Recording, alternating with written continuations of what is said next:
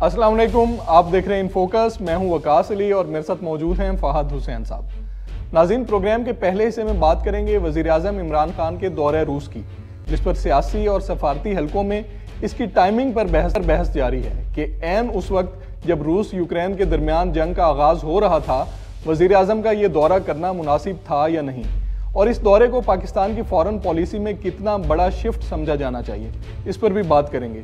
और प्रोग्राम के दूसरे हिस्से में बात करेंगे कुछ सियासी मामलात की।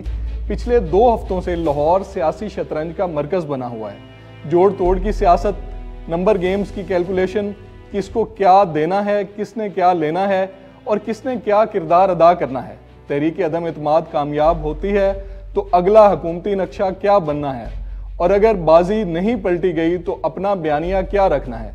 नाज़रीन, ये ऐसा हिसाब किताब है जिस पर अपोजिशन जमातें बहुत दिनों से सर जोड़कर बैठी थीं, और अब कहा यह जा रहा है कि जरदारी साहब को जो टास्क दिए गए थे वो उन्होंने मुकम्मल कर लिए हैं और लाहौर से वापस कराची जा चुके हैं, और अब ये सारा होमवर्क मियां नवाज शरीफ साहब को लंदन भिजवा दिया गया है। अब उनकी जानिब से हतमी फैसले का इंतजार है। अपोजिशन जमातों बशमूल इत्तेहादियों के इस सारी उठक बैठक और इसमें डिस्कस होने वाले ऑप्शंस को आज अपने प्रोग्राम में डिस्कस करेंगे और फहद साहब का तजिया लेंगे, और इसके साथ साथ नाज़रीन, नून लीग के एक सीनियर रहनुमा भी प्रोग्राम के अगले हिस्से में ज्वाइन करेंगे, जिनसे हम इस सारी डेवलपमेंट पर बात करेंगे। फहद साहब, सर बहुत बहुत ज्वाइन करने के लिए। स्टार्ट हम कर लेते हैं जो वज़ीर आज़म साहब का इम्पोर्टेंट दौरा हुआ है रशिया का, तो उसके बाद जो डिबेट चल रही है, तो आपकी नज़र में ये कितना एक मुश्किल दौरा था, और जो फैसला किया गया है दौरा करने का, उसको आप किस तरह से देखते हैं? शुक्रिया वकास। अच्छा देखिए, इसमें मेरे ख्याल में एक अच्छी भली डिबेट जो है वो पाकिस्तान में छिड़ गई है, और ये दोनों तरफ से हमें आवाज़ें सुनने को मिल रही हैं कि जाना चाहिए था, नहीं जाना चाहिए था। एक जो नुक्ता नज़र है वो ये कहता है कि उनके वहाँ जाने से जो हमें नुकसान होगा, जो मगरबी ममालिक हैं उनके हवाले से, वो आने वाले दिनों में उसकी हमें भारी कीमत जो है वो अदा करनी पड़ेगी। लेकिन दूसरी तरफ वकास, वो ये भी एक पहलू है इसका, और एक मंतक है कि नहीं, क्योंकि ये दौरा पहले से जो है वो शेड्यूल हुआ था, ये एकदम तो नहीं फैसले होते इस तरह के कि जी हमें अगले 1 हफ्ते में चले जाना है, और उसका एक एजेंडा तय था, और वो जो दौरा जिस तरीके से प्लान हुआ था उसके पीछे पाकिस्तान की जो रशिया के हवाले से जो ताल्लुकात हैं, उनकी जो पॉलिसीज़ हैं, वो उनको मज़ीद आगे बढ़ाने का प्लान था, वो उससे जुड़ा हुआ था, तो इसलिए ये वहाँ पे जाना ज़रूरी था। अब ये दोनों जो नुक्ते हैं वो हमारे सामने आ रहे हैं, और ये बहस छिड़ी हुई है। और ये बहस अगर आप नोट करें वकास के, जो कल जो प्रेस कॉन्फ्रेंस की है जनाब शाह महमूद कुरैशी साहब ने, जी बड़ी इंपॉर्टेंट आके उन्होंने की, और उसमें मेरे ख्याल में कुछ और चीज़ें भी उन्हें कह देनी चाहिए थी, लेकिन बहरहाल उन्होंने ये तो जो है वो हमारे सामने बात रख दी कि ये जो बहस जिसका मैं और आप जिक्र कर रहे हैं, ये पाकिस्तान की सरकारी हलकों में भी हुई, और उनका ये कहना था कि जब ये विजिट से चंद दिन पहले जब ये बहुत हद तक नज़र आ रहा था कि वहाँ पे जो रूस की जो अज़ाइम है यूक्रेन की तरफ वो बिगड़ते जा रहे हैं, तो ये एक सवाल उठा कि वज़ीर आज़म को जाना चाहिए या नहीं जाना चाहिए। तो उस पर जो तमाम तर स्टेक होल्डर्स हैं उनको बुलाया गया। उसमें उन्होंने ये भी कहा कि जी जो साबिक सीनियर पाकिस्तान के सफारतकार हैं, कुछ ऐसे भी लोग थे जो वहाँ पे जो एम्बेसडर भी रह चुके हैं, खारजा सेक्रेटरीज भी थे, उनको बुलाया गया, और एक अच्छी वाली बहस हुई, जिसके नतीजे में कंक्लूजन ये निकला उनके मुताबिक कि नहीं, दोनों तरफ इसके फ़ायदे भी हैं, नुकसान भी हैं, लेकिन फ़ायदे ज़्यादा हैं, और उसकी रोशनी में फिर ये फैसला हुआ कि नहीं, ये विजिट को आगे जाना चाहिए। अच्छा, अब जाहिर बात है ये डिबेट तो चल रही है, लेकिन वकास मेरा ये ख्याल है, मेरी ये राय है, और मैंने मुख्तलिफ लोगों से इस पर बात की ताकि अच्छी इन्फॉर्मेशन हो, उसकी बुनियाद पर फिर अपना जहन बनाया जाए। तो मैंने भी अपना जहन इसमें लड़ाया, और मुझे जो कंक्लूजन जो मैंने निकाला वो ये कि मेरे ख्याल में इसमें कोई शक नहीं है कि ये बड़ा मुश्किल फैसला था, और दोनों तरफ बड़े स्ट्रॉन्ग आर्ग्यूमेंट से। लेकिन मेरी ये राय है कि ये फैसला कि उन्हें रूस जाना चाहिए ये दुरुस्त था, और अच्छा। उसकी जो वजह है वो ये है कि देखिए, रूस के साथ हम बड़े ही अरसे से ताल्लुकात को बेहतर करना चाह रहे हैं, यानी जी कोशिश बड़े अरसे से जारी है, और उसकी एक तारीख भी अगर आप देखें ना कि जो हमारे कोल्ड वॉर का ज़माना था वकास, उसमें तो बिल्कुल एक तरह के क्लियर कैंप्स, और पाकिस्तान में भी ये कहा जाता था कि जनाब भारत जो है वो रूस के साथ जुड़ा हुआ है और हम जो है वो अमेरिका के साथ जुड़े हुए हैं। बहरहाल ये भी एक बड़ा सिंपलिस्टिक तरीका था कहने का, लेकिन बहुत हद तक इसमें तो कोई शक नहीं है कि रूस जो है वो भारत के साथ उसके बहुत अच्छे ताल्लुकात थे और बहुत ज़्यादा जो उनका जो असलहा जो बेचा गया है वो रूस की तरफ से आया। लेकिन 9/11 के बाद से मामला थोड़े चेंज होने शुरू हुए और पाकिस्तान को भी ये एहसास हुआ कि क्योंकि दुनिया में मुख्तलिफ रीअलाइनमेंट्स हो रही हैं तो हमें रूस के साथ बेहतर ताल्लुकात करने चाहिए। तो ये जो आपका सवाल है, मैं इसमें एक आखिरी नुक्ता रखता हूँ, फिर इस पर और आगे बहस करते हैं कि उस वक्त से यानी तकरीबन 20 साल से पाकिस्तान में मुख्तलिफ यहाँ पे अदवार गुजरे हैं वकास, मुख्तलिफ हुकूमतें गुजरी हैं, मुख्तलिफ हाई लेवल के लोग अपनी पोजीशनों पे आए हैं और रिटायर हो गए हैं, लेकिन तकरीबन 20 साल से सस्टेन तरीके से ये कोशिश हो रही है कि रूस से ताल्लुकात जो हैं वो बेहतर किए जाएं हर हवाले से, यानी कि उसमें जो एक अस्करी ताल्लुकात हैं वो भी बढ़ाए जाएं, जो इक्तिसादी ताल्लुकात हैं उनको भी बेहतर किया जाए, और जो सियासी ताल्लुकात हैं वो तो ज़ाहिर बात है सबसे ऊपर ही होते हैं। तो ये 20 साल से कोशिश चल रही है और अब हमें उसमें कुछ कामयाबी भी नज़र आ रही है। तो ये एक मेजर रीज़न था कि इस वक्त इतनी जो हमने मेहनत की है उसको ख़राब ना करें। ठीक है। और दूसरी जानिब फाद साहब, जो नकाद हैं जो इस दौरे को जो है वो तनकीदी जायज़ा ले रहे हैं, वो ये कह रहे हैं कि अगर पाकिस्तान एक साइड पे कहता है, जैसे कल शाह महमूद कुरैशी साहब ने प्रेस कॉन्फ्रेंस में भी कहा है कि हमने किसी कैंप का हिस्सा नहीं बनना, तो वो ये कहते हैं कि अगर किसी कैंप का हिस्सा नहीं बनना तो पाकिस्तान के लिए बड़ा मुश्किल होगा रशिया और अमेरिका के दरमियान ताल्लुकात को बैलेंस करना। देखिए, ये इसमें वकास मेरे ख्याल में कोई शक नहीं कि ये जो बैलेंसिंग एक्ट है जिसका हम जिक्र कर रहे हैं ये आसान नहीं है। हम खुद देख रहे हैं कि पिछले कई यानी मैं तो कहूँगा साल से ऊपर हो गया है कि जब से ये प्रेसिडेंट जो बाइडेन जो है वो उन्होंने सदारती जो कुर्सी है उस पर विराजमान हुए अमेरिका में, तो तब से पाकिस्तान के अमेरिका से ताल्लुकात जो है उनमें कुछ कशीदगी है। उसकी मुख्तलिफ वजूहत हैं, वो हमारे अलग टॉपिक पे चले जाएंगे। लेकिन ये जो एक बैलेंस है जिसका आप जिक्र कर रहे हैं, तो पाकिस्तान में तो ये बार बार जिक्र हो रहा है और सरकारी तौर पर भी कहा जा रहा है कि जी इस टाइम जो दो बड़े सुपर पावर्स हैं, एक उभरता हुआ सुपर पावर है चीन और एक जो मौजूदा सुपर पावर है अमेरिका, इन दोनों के दरमियान पाकिस्तान को किसी तरीके से ये बैलेंसिंग एक्ट करनी चाहिए और हम ना चीन के कैंप में जाए ना अमेरिका के कैंप में जाए। अच्छा, अब ये बहैसियत एक सरकारी पॉलिसी तो ये अच्छी बात है, इसमें यानी इससे इख्तलाफ करना मुश्किल है वकास, लेकिन इससे इस पर अमल दरामद करना शायद उससे भी ज्यादा मुश्किल है। हाँ, मुश्किल है। अच्छा, अब ये जो बैलेंसिंग उधर हो रही है तो अब बीच में रूस का मामला भी आ गया।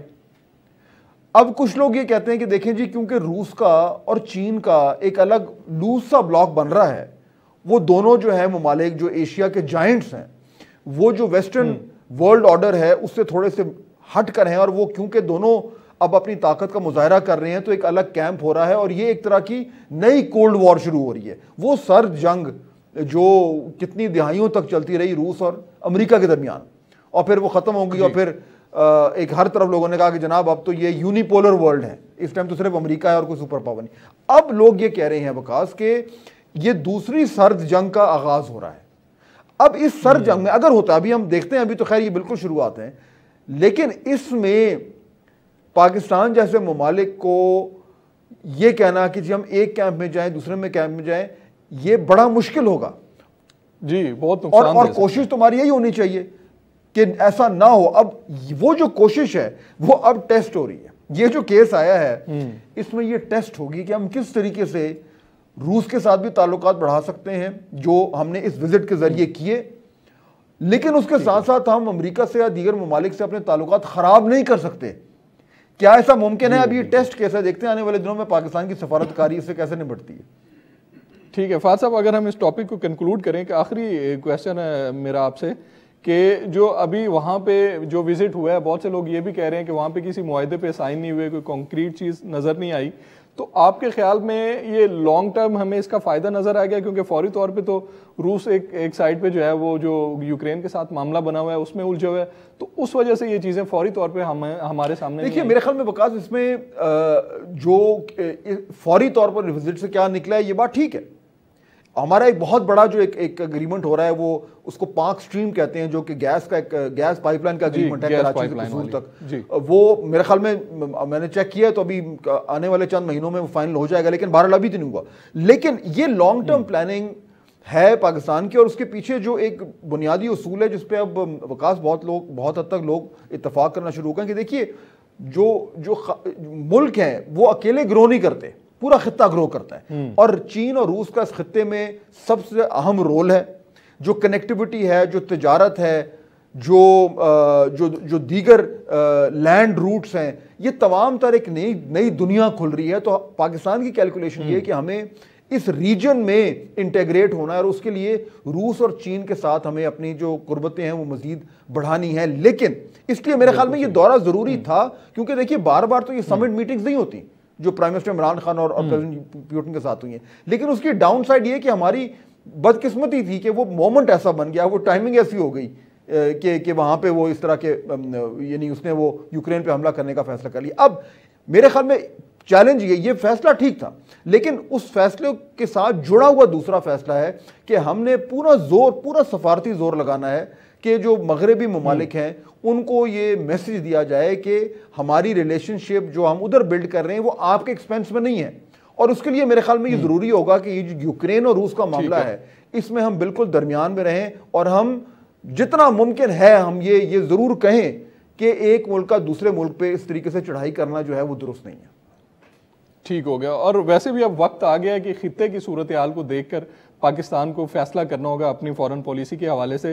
नाज़रीन, यहाँ पे एक ब्रेक के बाद कुछ पॉलिटिकल जो डेवलपमेंट्स हो रही हैं, अपोजिशन के कैंप से जो खबरें आ रही हैं, इस पर हमने बात करनी है एक ब्रेक के बाद। वेलकम बैक नाज़रीन। फाद साहब, कुछ सियासी मामलात की भी बात करते हैं। लाहौर में बड़ी गर्मा गर्मी चलती रही है, 2 हफ्ते काफ़ी मीटिंग्स भी हुई हैं अपोजिशन जमातों की आपस में भी और इत्तेहादियों के साथ भी। तो अभी जो ज़्यादा डिबेट पिछले 3-4 दिन में चली है वो नंबर गेम के हवाले से नहीं चली, वो काफ लीग के चार्टर ऑफ डिमांड के हवाले से चली है। और जरदारी साहब ने जो पेशकश की है शहबाज शरीफ साहब को कि आप हमारे वज़ीर आज़म होंगे अगर तहरीक अदम एतमाद कामयाब होती है। और ये भी खबरें आ रही हैं कि जरदारी साहब ये चाह रहे हैं कि 1-1.5 साल जो है असम्बली अपनी मुद्दत पूरी करे। तो नून लीग को इसमें क्या मुश्किलात नज़र आ रही हैं आपको? अच्छा वकास, देखिए ये जो इस टाइम मामला है ना, ये बड़ा पेचीदा हो गया है। इसमें दो हमने पहले भी एक बार जिक्र किया था कि इसको हमें ना 2 मुख्तलिफ लेवल्स पे देखने की ज़रूरत है। एक तो वो तमाम चीज़ें जो हमें देखने को मिल रही हैं और जो हमें सुनने को मिल रही हैं, और दूसरा वो चीज़ जो कि ना हमें देखने को मिल रही है और ना ही हमें सुनने को मिल रही है, वो पीछे हो रही है। अच्छा, तो ये 2 लेवल्स हैं। ठीक है। और आमतौर पे मैंने देखा है कि जो हमारे यहाँ जो तज्ज़िये हो रहे हैं या जो कमेंट्री हो रही है या जो एक पब्लिक परसेप्शन बन रहा है, वो उस पहले लेवल की बुनियाद पे बन रहा है। और क्योंकि उसमें अपोजिशन ज़्यादा बोल रही है, उनकी एक्टिविटी ज़्यादा हो रही है, उनकी मीटिंग्स हैं, वहाँ पे कैमरे लगते हैं, वहाँ पे मीडिया टॉक्स होती हैं, उनके बयानात आते हैं, तो लग ये रहा है जैसे उनकी गेम बिल्कुल बन गई है। जबकि दूसरी तरफ गवर्नमेंट की तरफ से हमें सिर्फ इस तरह का बयान आता है कि जी इनके पल्ले तो कुछ भी नहीं है, ये तो कुछ भी नहीं कर पा रहे। अच्छा, अब आप जिससे भी बात करें वो ये कहता है कि जी लग रहा है कि गेम इनका जो है काया पलटने वाली है। लेकिन मैं आपको थोड़ा सा और अपने व्यूअर्स को भी ये कहना चाहता हूं कि ऐन मुमकिन है कि बात सारी सही हो, क्योंकि जो असल हार्ड इंफॉर्मेशन है ना वकास, वो बहुत कम लोगों के पास है। लेकिन ये थोड़ा सा उसमें हम ये इसका ना एक पहलू ऐड कर लें कि जो गवर्नमेंट है वो खामोश तो नहीं बैठी हुई, और प्राइम मिनिस्टर जो है वो यानी कि उनको मालूम है कि ये इतने बड़े स्टेक्स हैं उनके, ये जो मामला चल रहा है, तो उन्होंने अपने आपके ख्याल में हाथ पैर नहीं मारने। और वो तो यानी हुकूमत के तमाम तर वसाइल उनके पास मौजूद हैं, वो प्राइम मिनिस्टर की कुर्सी पर बैठे हुए हैं। तो ये ऐसे तो नहीं कि हुकूमत गवर्नमेंट जो अपोजिशन है उसने फटाफट नंबर जो है वो लिए और उठा के और उनको परे मारा।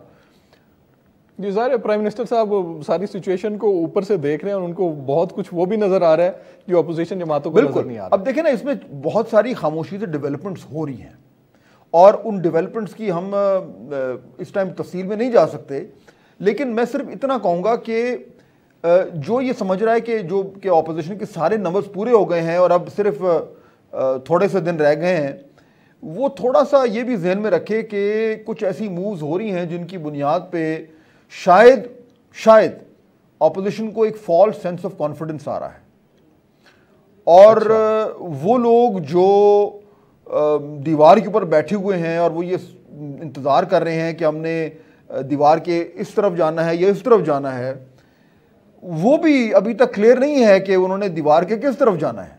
आप समझ रहे होंगे मैं क्या कह रहा हूं। तो, जी, बिल्कुल तो इसलिए अभी मैच फंसा हुआ है।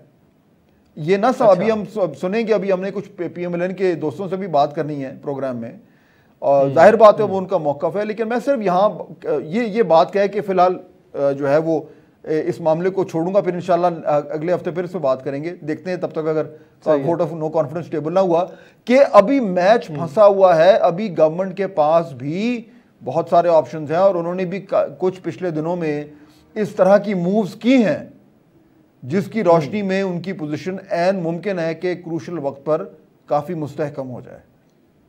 ठीक हो गया, जो मैच फंसा हुआ है इसी पे फिर हम ब्रेक ले लेते हैं और ब्रेक के बाद हमारे साथ मौजूद हो गए नून लीग के जो सीनियर रहनुमा, उनसे हम बात कर लेते हैं कि मैच कितना फंसा हुआ है और जो हालिया डेवलपमेंट्स में चीज़ें बाहर आई हैं तो उनसे पूछते हैं क्या वाकई उनमें हकीकत है या सिर्फ ज़राए से ये खबरें चल रही हैं। नाज़रीन एक ब्रेक लेते हैं, मिलते हैं ब्रेक के बाद। वेलकम बैक नाजरीन, अभी हमारे साथ मौजूद हैं सीनियर रहनुमाएँ पाकिस्तान मुस्लिम लीग नून के, मेंबर कौमी असम्बली हैं और माजी में बड़ी इंपॉर्टेंट वजारतों पे भी रह चुके हैं, वजारत दिफा और फ़ॉरन जो है मिनिस्ट्री उस पर भी रह चुके हैं। खुरम दस्तगीर साहब, सर बहुत बहुत शुक्रिया हमें ज्वाइन करने के लिए। खुरम साहब ये बताइएगा कि अभी ये कहा जा रहा है कि जो अपोजिशन की मेल मुलाकातें इत्तेहादियों के साथ थी और जो आपस में थी तो उसका होमवर्क तकरीबन कंप्लीट हो चुका है और ये होमवर्क अब जनाब नवाज शरीफ साहब को लंदन भिजवा दिया गया है। तो इसमें जो दो ऑप्शंस मेन जो ज़राए से भी चले हैं और ख़बरें भी चलती रही हैं कि जो अहम इत्तेहादी हुकूमत के हैं काफ लीग, उन्होंने जो वजारत आला की डिमांड की है पंजाब में, और दूसरा जो बात हो रही है कि जो अगर तहरीक अदम एतमाद कामयाब हो जाती है तो असम्बलियों को अपनी मुद्दत पूरी करनी देनी चाहिए। तो इन दो जो बातें जो डिस्कस हुई हैं इस पे सर आपका क्या मौक़िफ़ है? बज़ाहिर तो लग रहा है कि नून लीग के लिए ये कोई इतनी आसान शराइत नहीं होंगी। जी, हमारी जो सबसे अहम तरीन शर्त है और कोशिश है जिस पे हमें पीपल्स पार्टी की तरफ से कुछ ना कुछ सपोर्ट मिलती रही है। अभी भी जो हालिया लेटेस्ट बात की है बिलावल साहब ने, उसने इस बात को तक़वियत दी है कि हमें जल्द अज जल्द साफ, शफाफ और गैर आइनी मुदाखलत से पाक इंतखाबात की तरफ जाना है। टर्म पूरी करने का मामला हमारी प्रायोरिटी नहीं है। कोशिश यही है कि इस वक्त जिस बहुत ही गंभीर मुआशी और सियासी और जमहूरी बहरान में, खारजा पॉलिसी के बहरान में हम घिर चुके हैं, उसका यही तरीका है कि आवाम से रुजू किया जाए और उनको एक ऐसे इंतखाबात में अपनी हुकूमत चुनने का मौका दिया जाए जिसमें कोई खौफ, खतर या मैंडेट पर डाका डालने का मामला ना हो जिस तरह 2018 में हुआ था। ये हमारा मकसद है। इसी को सामने रखकर अगर कोई इत्तेहादी आर्जी तौर पर कोई वजारत आला मांगते भी हैं तो उसमें कोई मसला नहीं है। मकसद ये है कि इंतखाबात में अब देर नहीं होनी चाहिए। अच्छा खुरम साहब, इसमें जो ये दोनों इश्यूज जो वकास ने रेज किए, मेरे ख्याल है यही दो क्रिटिकल इश्यूज हैं। अच्छा, मुझे जो कम से कम नज़र आ रहा है, जो मैं देख रहा हूँ, जो मैं सुन भी रहा हूँ, वो ये है कि ये इस बात पे तो कोई इशू नहीं है कि फ़ौरन से पहले जो है वो ये नो कॉन्फिडेंस लाया जाए, लेकिन ये जो इशू है कि जी फौरी तौर पर इंतखाबात हों या ये कि मामला जो है वो आगे तक चले, इसमें एग्रीमेंट नहीं हो रहा। और पाकिस्तान पीपल्स पार्टी की अगर आप उनके नुक्ता नज़र से देखें तो शायद कुछ हद तक समझ भी आता है कि वो ये चाह रहे हैं कि जी हमें पूरा साल डेढ़ मिले, क्योंकि उनको फौरी तौर पर इलेक्शन से फ़ायदा नहीं हो रहा। अगर उन्हें साल डेढ़ मिल जाता है गवर्नमेंट में तो फिर वो उनके लिए कुछ हद तक बेहतरी हो सकती है। तो ये जो पॉइंट ऑफ डिफरेंस है ये तो फिर जूं का तू मौजूद है इस टाइम, ये रिजॉल्व नहीं हुआ अभी तक। नहीं, मैं आपसे बड़े अदब से डिफर करूंगा। मेरे ख्याल में तो ये काफ़ी हद तक इसमें मामला हल हो चुका है। इसलिए मैंने बिलावल साहब की जो लेटेस्ट गुफ्तगू है उसका हवाला दिया, जिसमें उन्होंने ये कहा है कि हमें इंतखाबात की तरफ जाना है। पाकिस्तान पीपल्स पार्टी का जवाब बेहतर तो वही दे सकते हैं, लेकिन उनको भी पिछले 4 साल में वफाकी हुकूमत की तरफ से बहुत ज़्यादा मुश्किलात का सामना करना पड़ा है। मुस्तकिल हमले का सामना करना पड़ा है, धमकियों का सामना करना पड़ा है कि जी हम गवर्नर राज लगा देंगे। जो उनके जायज़ मालियाती हकूक थे, जो फाइनेंशियल उनको राइट्स हासिल हैं नेशनल फाइनेंस कमीशन के तहत, उसमें उन्हें बहुत मुश्किल का सामना पड़ा। तो उनके ख्याल में भी जो हमारी उनसे डिस्कशन हुई है, वो कोई अगला 1.5 साल अगर इमरान खान साहब रहते हैं तो उनके लिए कोई इतना प्लेजेंट नहीं था। और अभी जो जिस किस्म का अगर अदम एतमाद जिस पे हम जा रहे हैं, इंशाल्लाह जब वो कामयाब होगा तो उसकी कामयाबी के नतीजे में भी एक ऐसा सिचुएशन होगी जिसमें इस जो अभी हाकमियत के टुकड़े होकर शाहराए दस्तूर पर पड़े हैं, इनको जोड़ना किसी पार्टी के हक में नहीं है। बेहतर यही है कि पाकिस्तान की आवाम से रुजू किया जाए कि वो चारों सूबों में और वफाक में अपनी हुकूमत चुन सकें। लेकिन इसके ऊपर गुफ्तगू हो रही है कि भी अगर बिलफर्ज बहुत ही कोई बहरान है और पीपल्स पार्टी जो है वो अपनी सिंध की हुकूमत को फौरी तौर पर तहलील करने के लिए तैयार नहीं है, तो उसमें कुछ वक्त दिया जा सकता है। पूरी दुनिया में वफाक के और सूबों के इंतखाबात मुख्तलिफ वक्त पर होते हैं, लेकिन मेरे जो ज़हन में और जो इंफॉर्मेशन में मुझे तक पहुंचती है वो यही है कि पीपल्स पार्टी बहुत हद तक तैयार है कि अगर जब हुकूमत तब्दील होती है तो उसमें कुछ ज्यादा वक्फा ना किया जाए और नए इंतखाबात जो हैं इस साल के मौसम खज़ा में करा दिए जाए। लेकिन खुर्रम साहब, इसमें बिलावल साहब ने यह बात भी की है कि जो भी अगर हमारी तहरीक कामयाब होती है तो वज़ीर आज़म आएंगे तो हमारी कोशिश ये होगी कि पहले हम इंतखाबी इस्लाहात वाला अमल मुकम्मल कर लें। तो उसमें सर 6 महीने भी लग सकते हैं, साल भी लग सकता है, 1.5 साल भी लग सकता है, क्योंकि वो भी प्रोसीजर 2-4 दिन का तो नहीं होगा ना। नहीं, देखिए, जो इंतखाबी इस्लाहात हैं वो बड़ी वाज़े और क्लियर है जो हमने करनी है। एक तो इलेक्ट्रॉनिक वोटिंग मशीन का मामला, उसको रिजॉल्व करना है कि जो ज़बरदस्ती ये ठोंसा जा रहा है सियासी जमातों के ऊपर, उसको क्लियर करना है। उसके बाद ये जो एक पूरी नई इन्होंने शुरू कर दिया मामला कि जी नई हल्का बंदियां होंगी और नए दोबारा से सेंसस होगा, ये भी मामला जो है फिलहाल काबिल कबूल नहीं है ऑपोजिशन को। और उसके बाद 2-3 बातें मेनली जो करनी है। एक तो ये है कि जिस तरह पिछले इलेक्शन में 2018 में इलेक्शन कमीशन ने अपने इख्तियारात जो हैं वो सिक्योरिटी इदारों को सौंप दिए थे बाकायदा एक नोटिफिकेशन के जरिए, जिसको दोहराया गया आजाद कश्मीर के इंतखाबात में। इलेक्शन कमीशन को रोकना है कि उन जो पोलिंग स्टेशन की जिम्मेदारी है वो इलेक्शन कमीशन की ही रहेगी और किसी और के हवाले नहीं की जा सकती। इस तरह सिक्योरिटी इदारों को जो है वो पोलिंग स्टेशन के बाहर तक महदूद करना है कि वो अगर अंदर कोई लॉ एंड ऑर्डर का इशू हो तो वो अंदर आए, अदरवाइज वो पोलिंग स्टेशन के अंदर कदम नहीं रख सकेंगे। और जो रिजल्ट्स हैं उनकी अनाउंसमेंट के बारे में भी एक या 2 लाइन की तो इस्लाहात का कोई, लेकिन ये जो सीधा मामला नहीं, सारी इस्लाहात हैं, ये जो सारी इस्लाहात जिनका आप जिक्र कर रहे हैं और जो कुछ भी काम उस गवर्नमेंट ने करना है जो आएगी, और जो जो जो जो वकास का भी सवाल था, तो इसमें फिर फोरम साहब कितना, what kind of time frame are we looking at? 1 महीना, 2 महीने, 3 महीने, 6 महीने? मेरे तो ख्याल में 3 से 4 महीने तक वो हुकूमत चलेगी। कोशिश यही है कि इस बजट का जो मामला है उसको रिजॉल्व किया जाए और बजट पास करवा के तो फिर हम फौरी तौर पर इंतखाबात की कॉल दे दी जाए, जो कि गालिबन से मैंने कहा मौसम खज़ा के आगाज में हो जाएंगे। तो we are looking at October. तो फिर नून लीग तो वो जो खबर थी कि शहबाज शरीफ साहब को जरदारी साहब ने ऑफर कर दी है, तो फिर ये जो 2-3 महीने की या 4 महीने की गवर्नमेंट है, तो ये फिर मेरे ख्याल में ये फैसला तो हो गया है कि फिर PMLN जो है वो प्राइम मिनिस्टेरियल उम्मीदवार नहीं होगा PMLN से कोई। जी, ये फैसले जो अभी हमारे कायदीन ने किए हैं वो बहुत ही तदब्बर एहतियात के साथ उन्होंने अपने पास रखे हैं। तो अभी तो ये मीडिया के साथ शेयर नहीं किए जा सकते। वो जब एक बहुत जल्द वो वक्त आने वाला है जब वो आपके साथ शेयर करेंगे कि क्या अरेंजमेंट हुआ है और कौन कहाँ बनेगा। अच्छा, एक सवाल है जो मेरे ख्याल में मैं और वकास हम दोनों करना चाह रहे हैं, वकास आप भी बीच में उसमें ऐड कर दीजिएगा अगर आपको करना है। वो ये कि नंबर्स गेम है और मुख्तलिफ खुर्रम साहब दावे हो रहे हैं। जाहिर बात है मैं ये तो नहीं एक्सपेक्ट करता कि आप हमें अंदर की सारी बात जो है वो ऑन एयर बता देंगे। जाहिर बात है आप लोगों की अपनी हिकमत अमली है, विच इज़ अंडरस्टैंडेबल।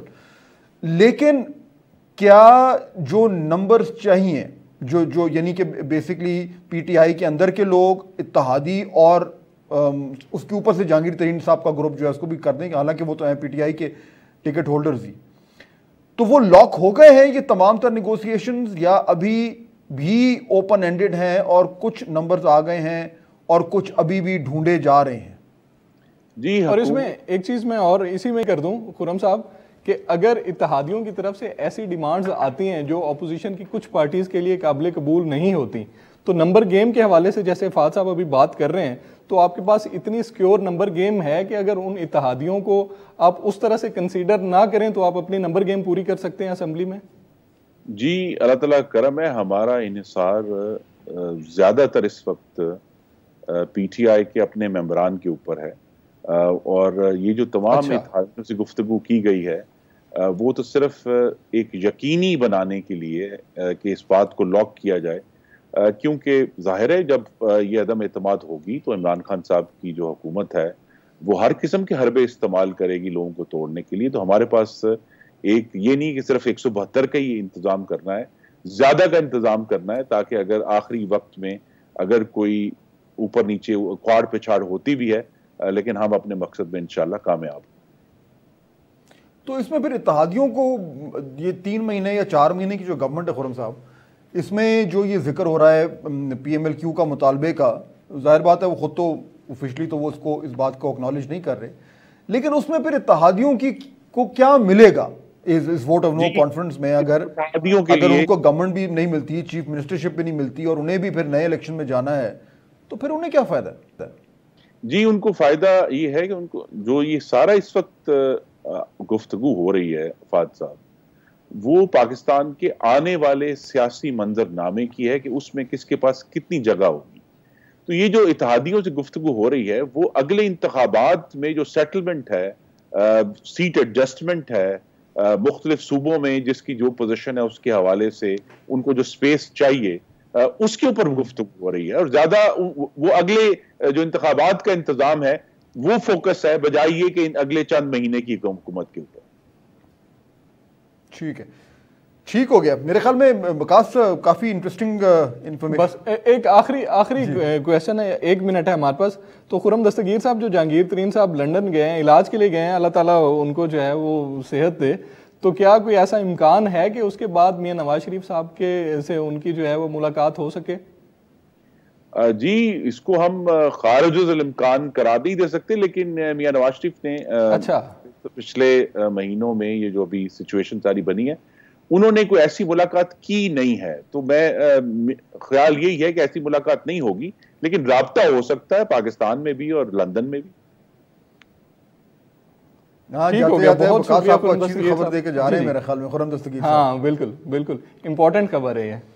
बहुत शुक्रिया खुर्रम दस्तगीर साहब हमें ज्वाइन करने के लिए, अपना कीमती वक्त देने। थैंक यू नाज़रीन, यहाँ टाइम हुआ एक ब्रेक का, और ब्रेक के बाद इन्हीं डेवलपमेंट्स पे फहद साहब की राय लेते हैं, और जो खास तौर पे खुर्रम दस्तगीर साहब ने एंड में बड़ी इंपॉर्टेंट बात की है जहांगीर तरीन साहब के हवाले से, उस पर भी फहद साहब की राय लेंगे एक ब्रेक के बाद। वेलकम बैक नाजरीन। फहद साहब, खुर्रम साहब ने जाते जाते बड़ी इंपॉर्टेंट और मानी खेज बात की है कि अगर जहांगीर तरीन साहब लंदन में हैं तो मियाँ साहब से उनकी मुलाकात जो है खारिज इम्कान नहीं कहा जा सकता। तो कितनी बड़ी डेवलपमेंट ये हो सकती है? देखिए, मेरे ख्याल में डेवलपमेंट, जाहिर बात है, अगर तो ऐसी मुलाकात हो जाती है फिर तो ये बहुत बड़ी डेवलपमेंट है। फिर तो समझें कि मामला जो हैं वो एक तरीके से तय हो गए, क्योंकि इस तरह की मीटिंग्स तभी होती हैं जब फाइनल दस्तखत होने होते हैं। बाकी अंडरस्टैंडिंग तो पहले से हो चुकी थी, लेकिन आप नोट करें कि उन्होंने कहा कि जी नहीं भी है, और अगर हो गई तो हो भी सकती है। उन्होंने गोलमोल बात की है। आप नोट करें कि इस टाइम जो अपोजिशन के लीडर्स हैं वो उसी तरह की बातें कर रहे हैं जिससे वो ये एक मैसेज दें कि जी सब कुछ तैयार हो गया है, और ये कि आगे जाके और हमारा को जो है वो इलेक्शन हो जाएंगे और सारा कुछ हो जाएगा। मेरे ख्याल में थोड़ा सा ये एक मैसेजिंग भी हो रही है, ये एक नफसियाती तौर पर भी अपोजिशन जो है ये एक दबाव डाल रही है गवर्नमेंट पे कि हमारे तमाम तर मामलात हल हो गए हैं। अगेन मैं फिर से वही जो पहले बात कर रहा था वकास के, अपोजिशन जोर तो पूरा लगा रही है और इसमें ऐन मुमकिन है कि उनको कामयाबी मिल भी रही हो, लेकिन नुक्ता असल ये है कि वो जो जोर जिनके ऊपर वो जोर लगा रहे हैं उन्होंने किस बुनियाद पे फैसला करना है कि उन्होंने किस तरफ जाना है। वहां पे अभी भी उस तरीके से वो क्लैरिटी नहीं है जो शायद ऑपोजिशन वाले समझ रहे हैं कि आ गई है। और फाद साहब, मैं आपकी इसी बात को कनेक्ट करूंगा। बिलावल साहब ने आज जो प्रेस कॉन्फ्रेंस की है और उन्होंने वहां पे यही बयान दिया है कि अगर इस्टेब्लिशमेंट न्यूट्रल हो जाए तो तहरीक अदम एतमाद में हम कामयाब हो सकते हैं। तो आपकी बात रिलेट करती है कि अभी भी उनको खौफ है, मामलात अभी पूरी तरह से उनकी फेवर में नहीं गए। बिल्कुल। अब देखिए कभी कभार इस तरह की मैसेजेस आ जाते हैं, इसलिए मेरे ख्याल में कि मोमेंटम तो बिल्ड हो रहा है, इसमें कोई शक नहीं है। और ये जो एक सस्पेंस बना हुआ है ये उस दिन खत्म हो जाएगा जिस दिन इन्होंने ये नो कॉन्फिडेंस का जो मोशन है वो टेबल कर दिया। उस दिन उसका मतलब है कि ये फैसला हो गया और इनके ख्याल में इनके पास नंबर्स आ गए हैं। और खुर्रम साहब ने खुद भी कहा कि ये आने वाले दिनों में हो जाएगा और उसके बाद फिर 3-4 महीने की जो गवर्नमेंट है वो रहेगी और फिर मामला जो है वो इलेक्शन की तरफ जाएंगे। तो ये उस तरीके से तो बड़ा नीट इनका प्लान लग रहा है, लेकिन वो तमाम तर जो वो नीटनेस उस प्लान की उसका दारो मदार इस पे है कि क्या उस तरीके से ये नंबर जो है ये अपोजिशन की तरफ ट्रेजरी बेंचेस से मूव करते हैं कि नहीं करते। और ख़ास तौर पर जो आपने नोट किया ना वकास, कि खुर्रम साहब ने भी कहा कि हमारी मेन फोकस जो है वो पीटीआई के अपने मेंबरान पर है। उससे पहले राना सनाउल्लाह भी ये बात कर चुके हैं कि जी हमारे पास नंबर्स आ रहे हैं। तो बातें तो सारी अपोजिशन वाले कर रहे हैं, लेकिन असल गेम तो नंबर्स की है। और जहां तक मेरी इंफॉर्मेशन है वो नंबर्स जो हैं वो अभी भी बीच में कहीं लटके हुए हैं। ठीक हो गया फाद साहब, टाइम हमारे पास खत्म हो गया। और वही बात जो आपने की है कि ये उसी वक्त ही पता चलेगा जब तहरीक अदम एतमाद के लिए कोई सामने तारीख आएगी और सामने रखेंगे। उससे पहले जो चीज़ें हैं उस तरह से क्लियर, उसमें क्लैरिटी हमें नज़र नहीं आएगी कि किस कैंप में क्या चल रहा है। नाज़रीन, उम्मीद है आपको आज का प्रोग्राम पसंद आया होगा। कल तक के लिए इजाज़त दीजिए। अल्लाह हाफिज़।